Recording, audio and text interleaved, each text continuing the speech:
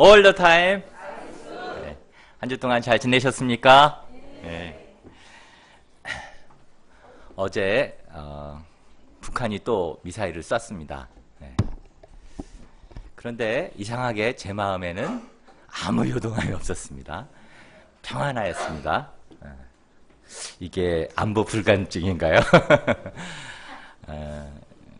안보 불감증이 아니고 저희들이 믿음으로 어떤 상황이 되더라도 이 마음이 평화가 흐를 수 있기를 기도합니다. 아까 우리 찬양에 나온 것처럼 호흡마저도 한 호흡마저도 우리 주님의 것 아닙니까? 이 땅의 모든 어떤 일도 주님이 허락지 않으면 되지 않으신다는 걸 생각할 때 또 저희 마음에 정말 강 같은 참 평화가 임하게 되는 것 같습니다. 저희가 우리 이 주님을 믿고 늘 이 평안을 누리시기를 기도합니다. 오늘 말씀은 모퉁이의 머릿돌입니다. 요절 말씀 누가복음 20장 17절입니다. 다 같이 한번 읽어보겠습니다. 시작. 그들을 보시며 이르시되 그러면 기록된 바 건축자들의 버린 돌이 모퉁이의 머릿돌이 되었느니라 함이 어찌미냐. 자, 기도하겠습니다. 사랑과 은혜가 충만하신 하나님 아버지 감사를 드립니다. 주님께서 저희를 사랑하시고 이 땅을 허락하시고 또 이 땅에 참 이 포도원을 허락하시고 또 주님 이 가운데 저희들을 또 참 불러주셔서 감사합니다. 주님, 저희가 이 귀한 하나님의 은혜를 참 깨닫게 하시고 알게 하시고 또 오늘 또 이렇게 주님 전에 또 예배하러 왔습니다. 주님께서 이 가운데 역사하셔서 저희가 또 귀한 주님의 뜻을 알고 또 순종하는 참 자들이 될 수 있도록 도와주십시오. 이 시간 성령께서 처음부터 끝까지 저희 심령 가운데 역사하여 주시기를 간절히 기도합니다. 감사하고 예수님 이름으로 기도합니다. 아멘. 오늘 말씀은 예수님이 예루살렘에 입성하신 후 순환주간 셋째 날에 일어난 사건을 기록하고 있습니다. 예수님이 성전을 정결케 하신 후 종교 지도자들은 노골적으로 예수님을 죽이고자 호시탐탐 기회를 노렸습니다. 오늘 말씀은 예수님과 종교 지도자들 간에 권위가 어디에서 오는가에 대한 논쟁입니다. 예수님은 완악한 이들에게 세례 요한과 포도원 농부의 비유를 통해서 자신의 권위가 어디서 온 것이며 예수님의 권위에 도전하는 자에게 주어질 심판이 어떤 것인지 분명하게 가르치십니다. 제1장 무슨 권위로 이런 일을 하느냐 1절로부터 8절입니다. 1절을 보십시오. 하루는 예수님께서 성전에서 백성들을 가르치시고 복음을 전하고 계셨습니다. 그때 대제사장들과 서기관들이 장로들과 함께 몰려왔습니다. 그들은 당시 유대에서 최고의 권력을 가진 자들이었습니다. 이런 그들이 씩씩대며 이렇게 떼거지로 몰려온 이유가 무엇입니까? 2절을 보십시오. 당신이 무슨 권위로 이런 일을 하는지 이 권위를 준 이가 누구인지 우리에게 말하라. 그들은 매우 화가 나 있었습니다. 그것은 바로 예수님이 이런 일을 하셨기 때문입니다. 그러면 이런 일이 무엇입니까? 그것은 바로 누가복음 19장 45절에서 48절까지 나오는 일입니다. 주님께서 예루살렘에 입성하셔서 예루살렘 성전에 들어가셨습니다.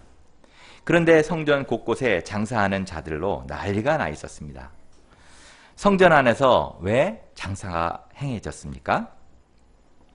매년 절기 때마다 하나님의 성전에 모여 번제를 드려야 했던 이스라엘 백성들 중에는 먼 지역에서 오랜 기간 이동해 와야 하는 이들이 많이 있었습니다. 이들이 성전에 올 때 그 먼 길을 번제 제물과 함께 이동해야 했습니다. 흠없는 제물을 드려야 하는데 성전으로 오는 도중 제물이 상하기도 하고 잃어버리는 경우도 다반사였습니다. 이런 어려움을 겪는 백성들을 위해 번제 제물을 성전에서 구입할 수 있도록 배려한다는 것이 원래 취지였습니다. 하지만 이건 구실이 되었고 그런 상거래를 용납해 주는 조건으로 제사장들은 상인들로부터 엄청난 뇌물을 받았습니다. 또 그 뇌물 가격은 그대로 상인들의 이익과 함께 파는 가축들에 더해졌으며 나중에는 거의 모든 재물을 이곳에서 사야만 했습니다. 이로 인해 더 비싸게 팔려는 상인들과 싸게 사려는 예배자들의 소란이 끊이지 않았으며 성전 안에는 가축들의 분뇨 냄새가 진동하였습니다. 성전이 예배하는 곳이 아니라 장사하는 자들의 시장통이 되어버린 것입니다. 거기에 더러운 정치적 돈이 왔다 갔다 했으며 그 중심에는 예배를 인도하는 제사장들이 있었습니다. 주님은 이에 분노하셨습니다. 그래서 내 집은 기도하는 집이 되리라 하였거늘 너희는 강도의 소굴을 만들었도다 하시며 상인들을 내쫓고 노끈으로 채찍을 만들어 성전의 제사용 소와 양들을 다 몰아내셨습니다. 그리고 환전상의 상을 엎어버리셨습니다. 성경에 기록된 예수님의 유일한 물리력 행사 사건입니다. 이렇게 성전을 싹 정리하시고는 주님은 매일같이 이 성전에 나와 하나님의 말씀을 가르치셨습니다. 그들은 바로 이 일을 따지러 온 것입니다. 네가 뭔데 우리가 하고 있는 이 일을 네가 하려고 하는가? 우리가 이 성전을 관리하고 말씀을 전하는 대제사장이요 서기관이요 장로의 권세를 가진 사람인데 네가 무슨 자격으로 이렇게 하는가 하는 것입니다. 이들이 따지는 것이 무엇입니까? 그것은 바로 성전의 권위 문제입니다. 세상에는 많은 권위가 존재합니다. 대통령에게는 통치권이 있고 부모에게는 양육권이 있습니다. 교사에게는 교권이 있고 법원에는 사법권이 있습니다. 이런 권위가 왜 필요합니까?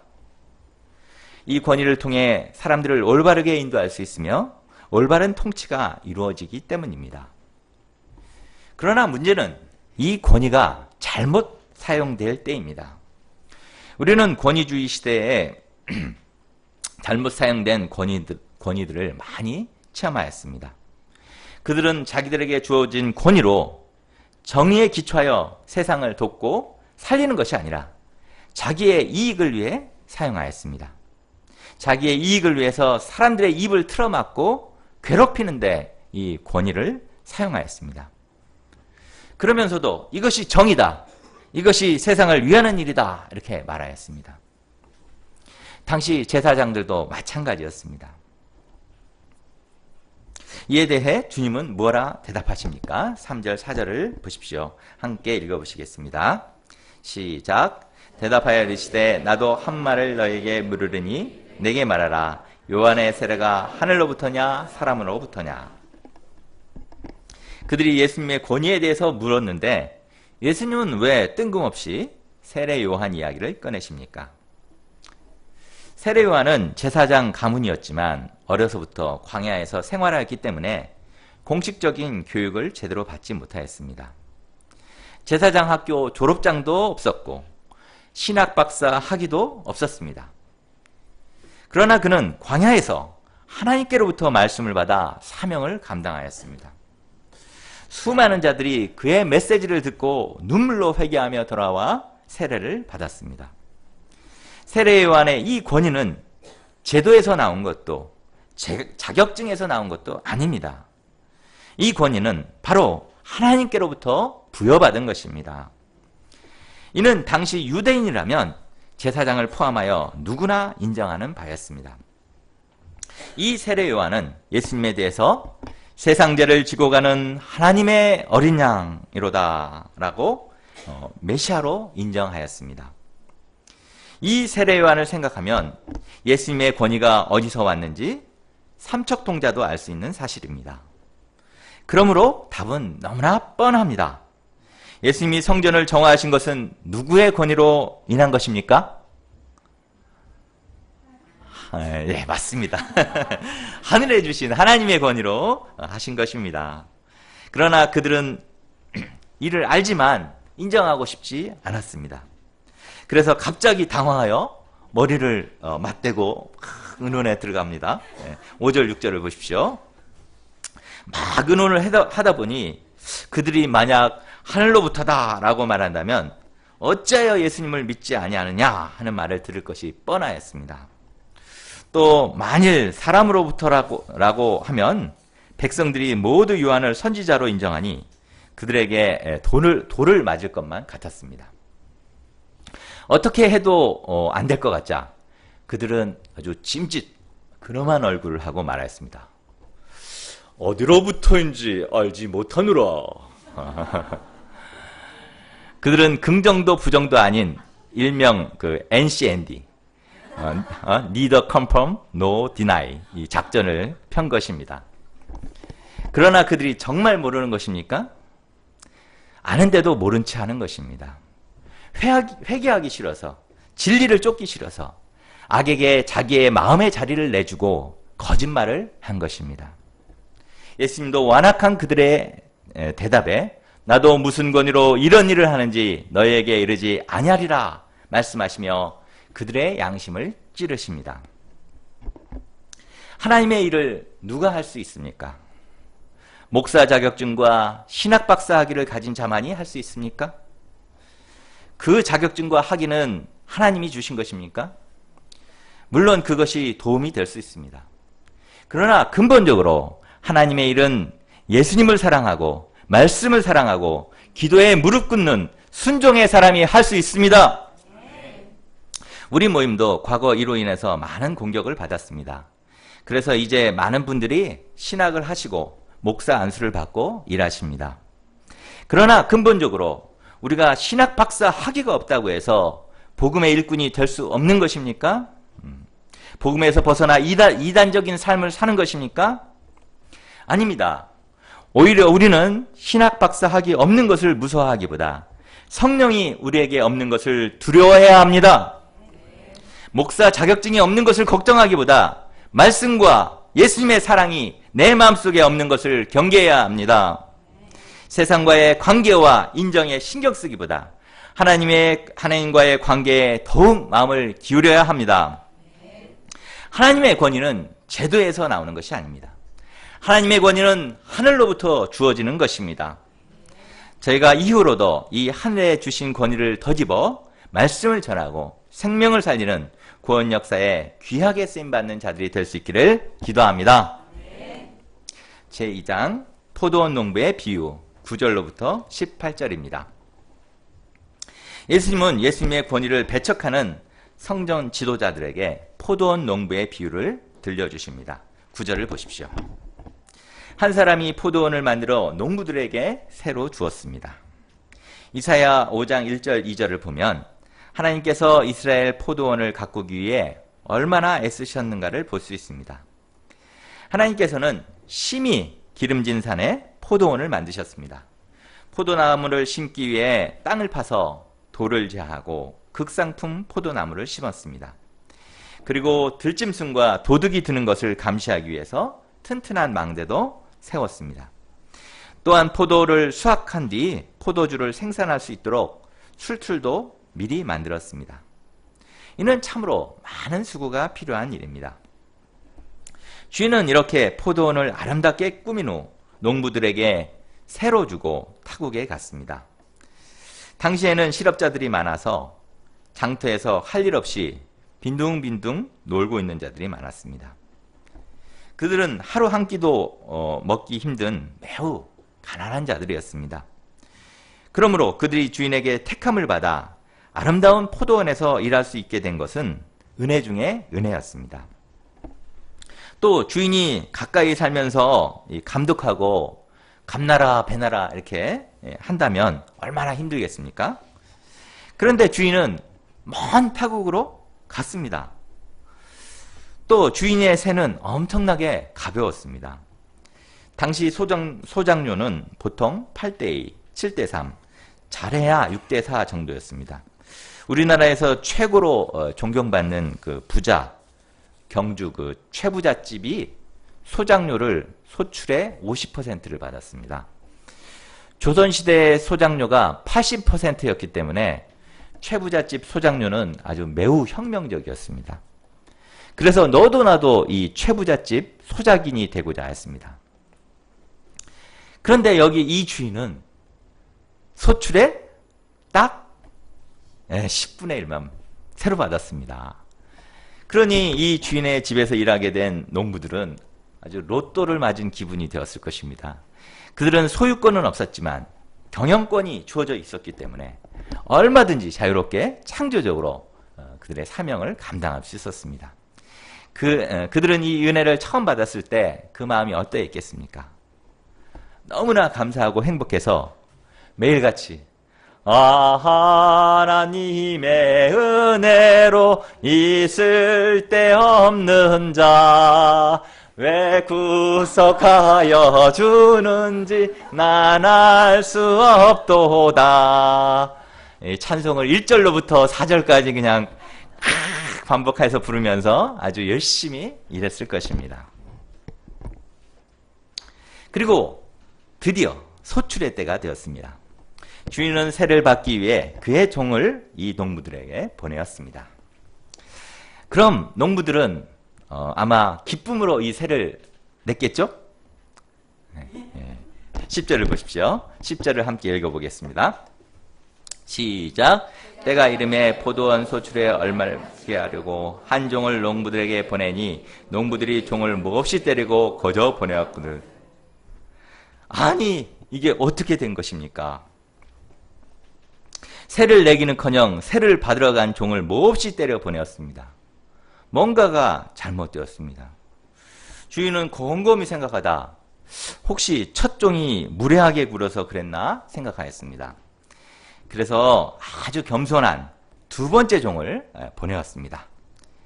이제는 잘 받아왔겠죠? 11절을 보십시오.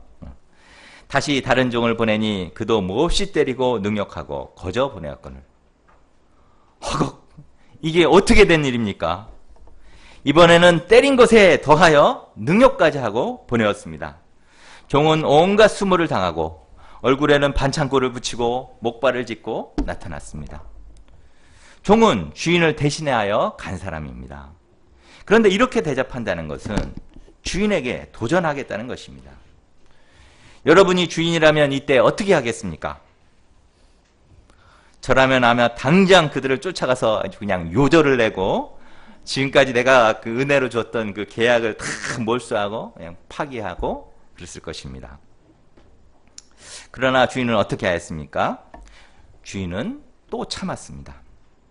그리고 이번에는 더 겸손한 종을 보내었습니다. 그래서 어떻게 되었습니까? 12절을 보십시오. 그들은 이번에는 종을 때리다 못해 상하게 만들었습니다. 그는 이제 들것에 실려 돌아와야 했습니다.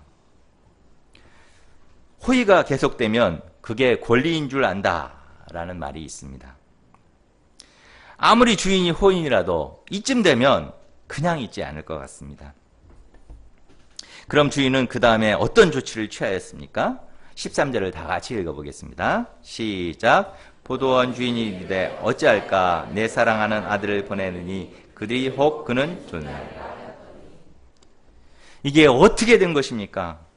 주인은 그들을 쫓아가 박살내기는커녕 어찌할까 What shall I do? 영어가 좀 더 어울리더라고요. What shall I do? What can I do? 이렇게 막 고뇌가 느껴지지 않습니까? 걱정하고 있습니다. 저는 이 주인을 볼 때 아주 속이 터져 죽을 것 같습니다. 아주 그냥. 그러나 이는 주인이 어떤 사람인가를 잘 말해줍니다.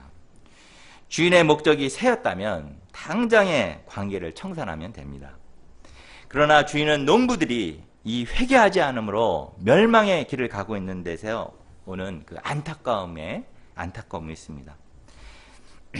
그래서 주인은 이 가운데 중대 결심을 합니다. 그것이 무엇입니까?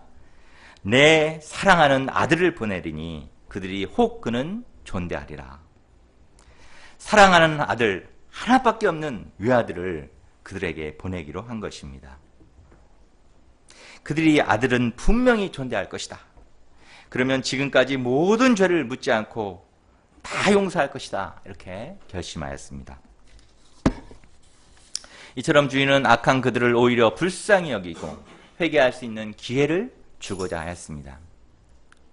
이는 우리의 인간의 머리로서는 도저히 상상도 할 수 없는 인내요 사랑입니다.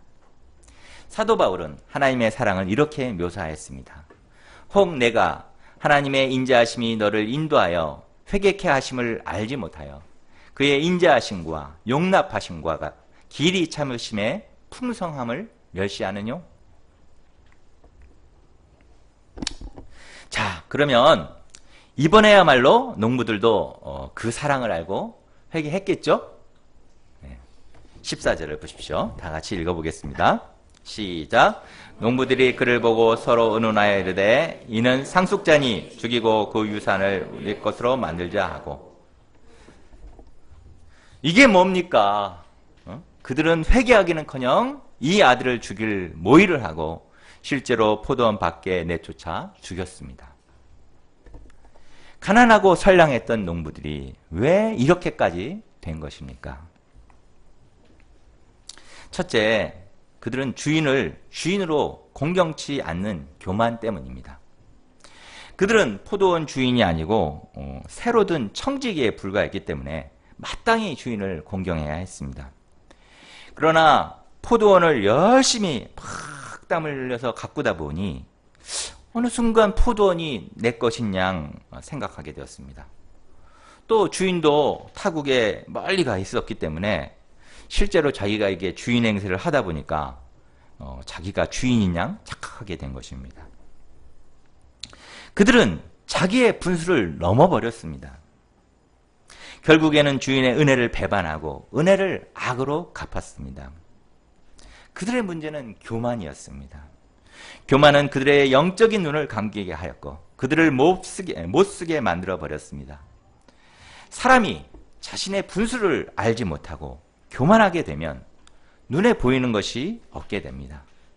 자신이 무엇이나 된 양 그렇게 우쭐하게 되고 어깨에 막 힘이 들어가고 하늘 높이 솟아오르다가 결국에는 사정없이 추락하게 됩니다. 그래서 잠언 기자는 교만은 패망의 선봉이라고 하였습니다. 인간이 타락하게 된 근본 동기도 하나님과 동등되고자 하는 이 교만 때문이었습니다. 둘째로 욕심 때문이었습니다. 농부들은 포도원을 열심히 가꾸어 아름다운 이 극상품 포도 열매를 많이 맺게 되었습니다. 그런데 가만히 생각해 보니까 열심히 땀을 흘려서 수고한 것은 자기들인데 일한 것이 아무것도 없는 것 같은 주인은 이거 세만 받아가는 것 같이 느껴졌습니다. 갑자기 주인이 이렇게 악하게 보이기 시작했습니다. 그리고 주인에게 세를 바치려는 것이 너무나 억울하게 느껴졌습니다. 그들은 이 소출이 있게 한 주인의 은혜는 다 까먹고 자기 편에서 주는 것만 아깝게 생각이 된 겁니다. 그래서 세를 바치지 않고 열심히 자신의 것을 꾸리고자 했습니다.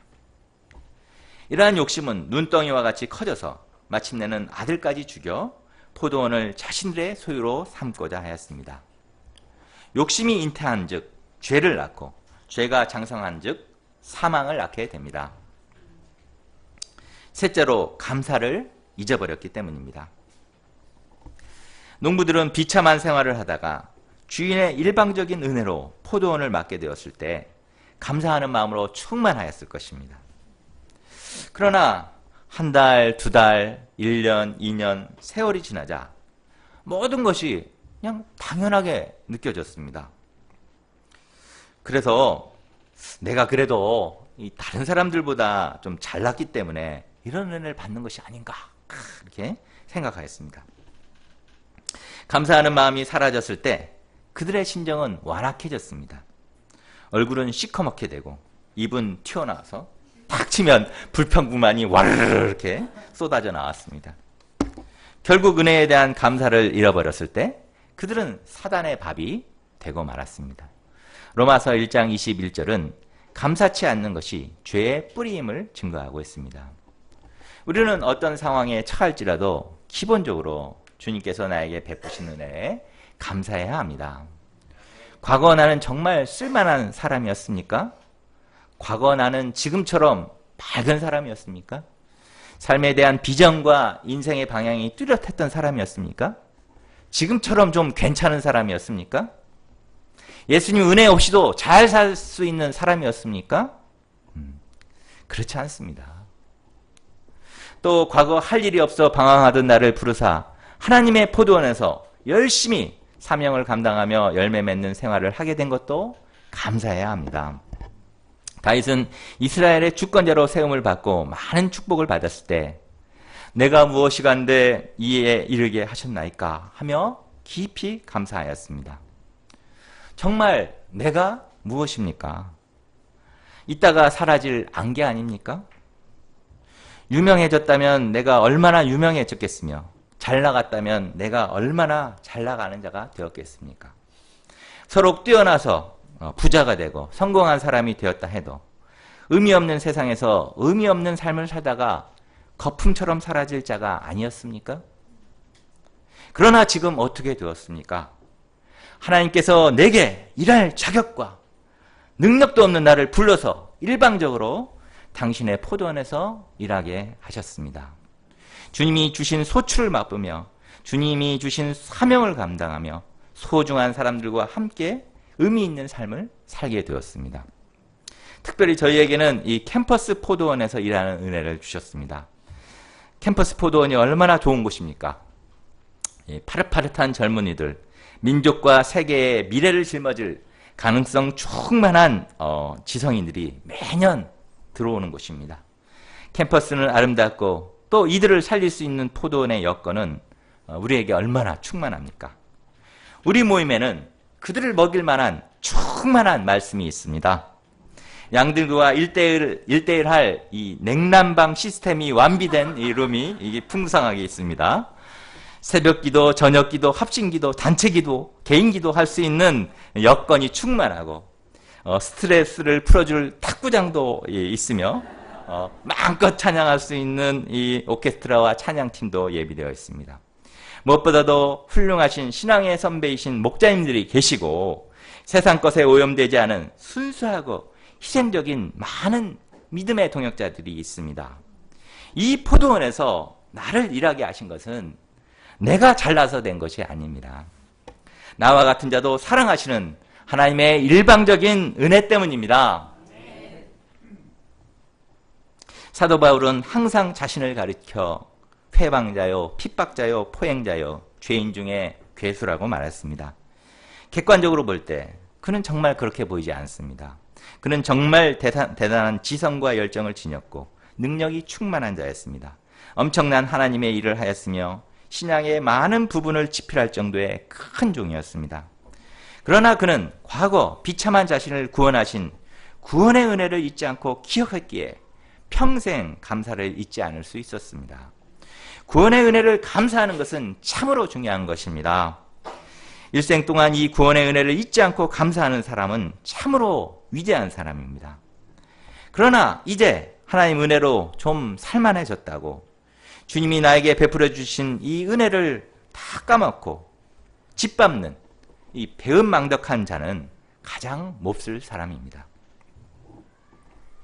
이상의 비유에서 악한 농부들을 참으시며 종들을 보내시고 마침내는 사랑하는 아들까지 보내신 주인은 어떤 분이십니까? 이 비유에서 종들은 선지자를, 아들은 예수님을 가리킵니다. 하나님은 이스라엘 백성들에게 줄기차게 선지자를 보내셨습니다. 선지자들은 생명의 위험을 무릅쓰고 백성들에게 회개의 메시지를 전하였습니다. 그러나 그들은 오히려 선지자들을 잡아 때리고 능욕하고 죽였습니다. 그런데도 하나님은 포기치 않으시고 그들에게서 어찌하든지 소출을 받고자 하셨습니다. 이는 소출 그 자체의 목적이 있는 것이 아니라 소출을 통해 이들과 바른 관계성을 맺고자 함이었습니다.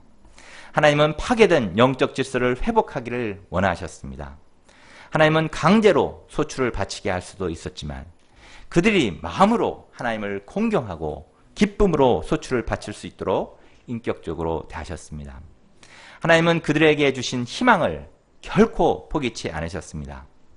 이 하나님의 사랑은 인내하는 사랑이요 포기치 않는 사랑입니다.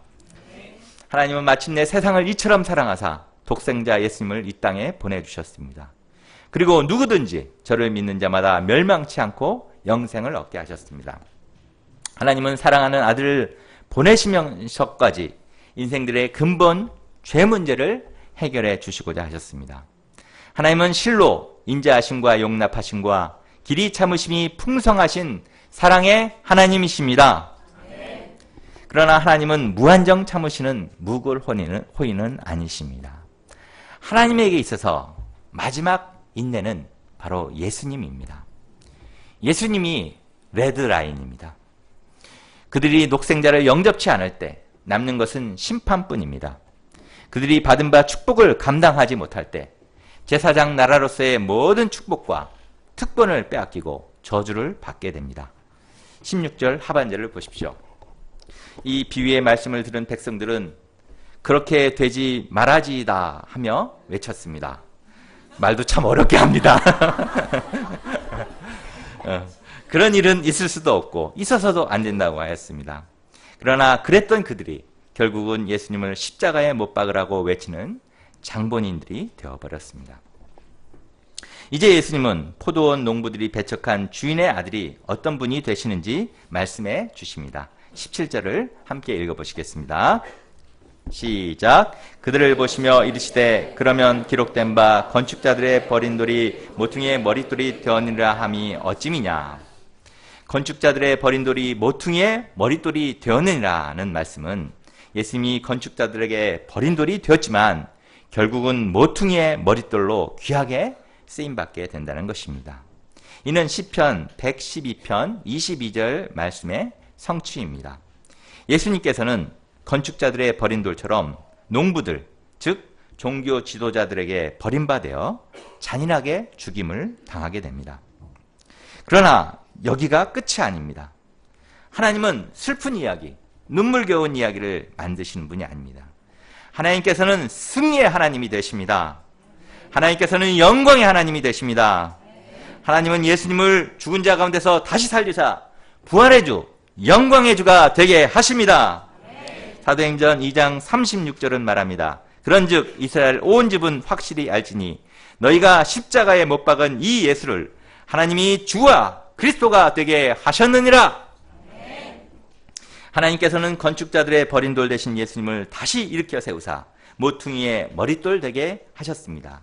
모퉁이의 머릿돌이란 영어로 이 캡스톤으로서 그야말로 건물에 들어가는 모든 건축재료 중 으뜸이 되는 돌을 말합니다. 모퉁이 돌을 기초로 기둥도 세우고 모퉁이 돌에 기대어서 다른 모든 돌들을 쌓아서 건축물을 올립니다. 때문에 모퉁이 돌이 비, 바람, 물난리, 강력한 햇빛, 혹한의 추위를 잘 견디지 못하고 금이 가거나 부식이 되어 버린다면 건축물의 수명은 끝이 납니다.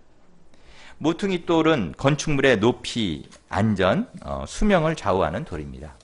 건축물의 중심이요 건축물의 생명이라고 할 수 있습니다. 우리가 부활하신 예수님을 영접하여 머릿돌 삼고 건물을 세우면 하나님께서 그 건물을 보호하고 지켜주십니다. 예수님을 인생의 중심으로 삼는 자는 삶이 튼튼하고 흔들리지 않게 높이 쌓아지고 영원합니다. 예수님은 이처럼 인생들의 구원의 돌이 되십니다. 그러나 이 예수님을 영접하지 않고 대적하는 자들은 어떻게 됩니까? 18절을 보십시오. 무릇 이 돌 위에 떨어지는 자는 깨어지겠고 이 돌이 사람 위에 떨어지면 그를 가루로 만들어 흩으리라 하시니라. 이 예수님을 영접치 않는 자들에게는 심판의 돌이 되십니다. 돌 위에 사기 그릇이 떨어지면 어떻게 됩니까?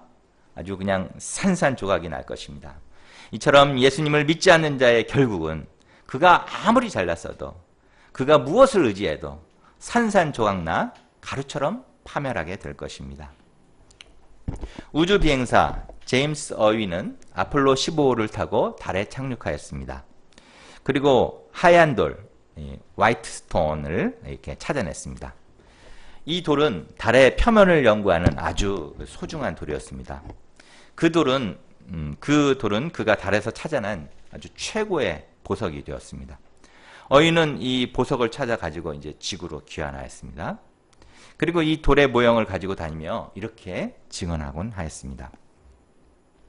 제가 달에서 찾아낸 이 보석은 저의 인생을 보람있고 행복하게 만든 요인이 되었습니다. 그러나 이 돌이 제 인생의 구원을 가져다 주지는 못하였습니다. 이 돌이 저의 고독을 해결하지 못했고, 이 돌이 저를 죄에서 건져내지 못했고, 이 돌이 저를 죽음의 공포에서 구해내지 못했습니다. 그러나 다행히 저는 우주 비행선을 타기 30년 전 어린 시절에 이보다 더 중요한 보석을 이 땅에서 찾을 수가 있었습니다. 성경은 이 돌을 산돌이요 보배로운 모퉁이의 돌이라고 부릅니다. 그의 이름은 예수 그리스도십니다. 그분을 여러분의 인생의 기초석으로 믿고 영접하신다면 그분은 오늘부터 여러분과 함께 인생의 여행길을 걸어 주십니다. 그리고 인생의 보아 되신 그분을 연구하면 할수록 그만큼 여러분과 저의 인생은 부요해질 것입니다. 그분은 진실로 어제의 약속이요 오늘의 힘이요 내일의 소망이 되십니다. 결론적으로 하나님의 뜻에 순종하여 십자가에 죽으셨다가 다시 부활하셔서 주의 주 왕의 왕이 되시고 모든 인생의 모퉁이돌 되신 우리 예수님을 찬양합니다. 우리 모두가 이 예수님을 살아있는 모퉁이돌 삼고 일생 이 예수님을 따라 주신 포도원에서 사명을 감당함으로 가장 영광스러운 인생, 최후 승리하는 인생 사실 수 있기를 예수님 이름으로 축원합니다. 자, 기도하고 마치겠습니다. 사랑과 은혜가 충만하신 하나님 아버지, 주님께서 이 땅의 모퉁이돌 되셔서 감사합니다. 참 저희가 정말 이 모퉁이돌 되신 이 예수님 앞에 정말 나옵니다. 이 주님께 인생의 기초를 놓고 또 참 이 나를 사랑하신 이 주님 앞에 참 세워지기를 원합니다. 주님께서 저에게 이 주님과 항상 연합하게 하시고 이 주님 안에 인생의 집을 지어가는 자들이 될 수 있도록 저희를 축복하여 주시옵소서. 감사합니다. 예수님 이름으로 기도합니다. 아멘.